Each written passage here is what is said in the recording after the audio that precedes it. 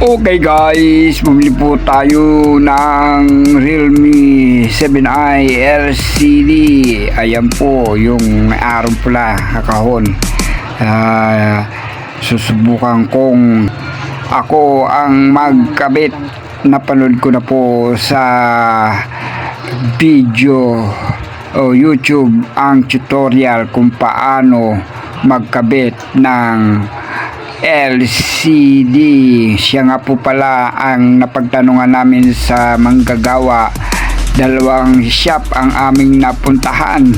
1.5 po ang bayad kasama na ang LCD. Tapos lumipat kami sa ibang shop. 1.4 naman ang hinisingil. At ngayon nga may nagsabi sa akin na kayang-kaya ko naman daw ikabit ang LCD. Panoorin ko lamang ang video, yung replacement tutorial. Kaya ngayon nga yun ang ginawa ko nang makabili kami sa TikTok ng LCD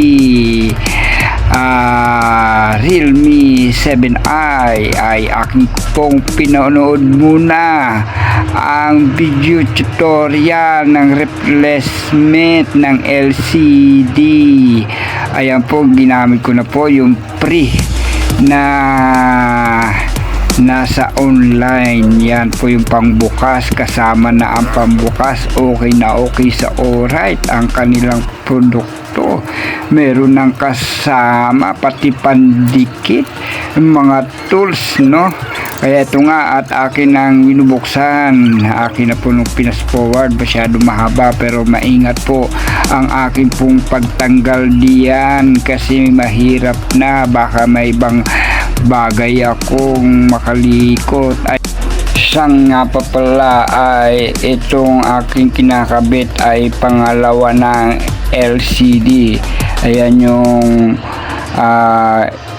una, dahil itong cellphone na to ay laging nababagsak, laging LCD, dahil sa yung handle ng motor ay doon siya naging nakalagay. Ngayon ay dahil nga umaalog, yun, bumagsak.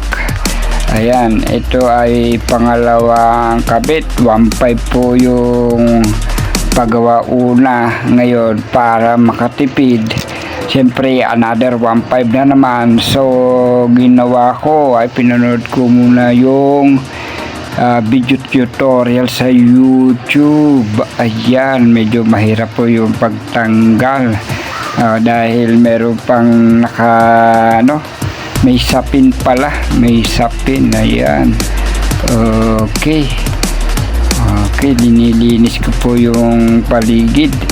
Yan po yung napanood ko sa tutorial, yung mga pandikit na natuyo, yan, natanggal. Okay. Alright.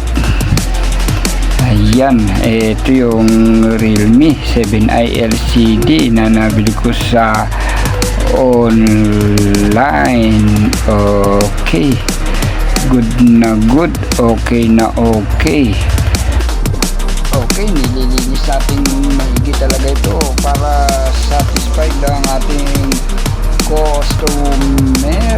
Ayan, para hindi tayo mapaya sa ating customer. Ayan nga po yung aking customer, nag-guide talagang nagbabantay sa aking paggagawa. Ayan, okay, kinuha ko na yung bagong LCD na Realme 7i na binili sa TikTok. Ayan, okay na okay sa Alright, at atin na pong ikakabit ito. Okay na okay, kaya hindi kaya tayo magkamali sa pagkabit nito. Sa bagay, meron naman ako kasamang nag-guide dahil nanood din siya ng video tutorial sa pagkakabit ng LCD o replacement. Okay na okay. O lapat-lapat talaga dapat para ayos na ayos tayo sa customer. Ayan, naayos na natin at kinakabit ang mga bagay na ating natanggal para sigurado tayong talagang gagana, dahil pag nagkamali tayo at wala po tayong naibalik sa dati kahit kaparangkot, ay siguradong papalpak. Okay, ngunit ating sinisigurado ang lahat ng bagay para talagang satisfied ang ating pag-replace ng lumang LCD sa pagbabalik ng bago. Ayan, nakabit na ang bagong LCD. Try to open. Okay, good. Success po tayo, mga kaibigan. Okay na okay. Ano po? Sa halagang 15014, ito lang po ang aming nagastos. 635. Ayan, okay na okay. Success na success. Nakatipid po tayo ng kulang-kulang 900. Okay, good na good. Okay na okay sa alright.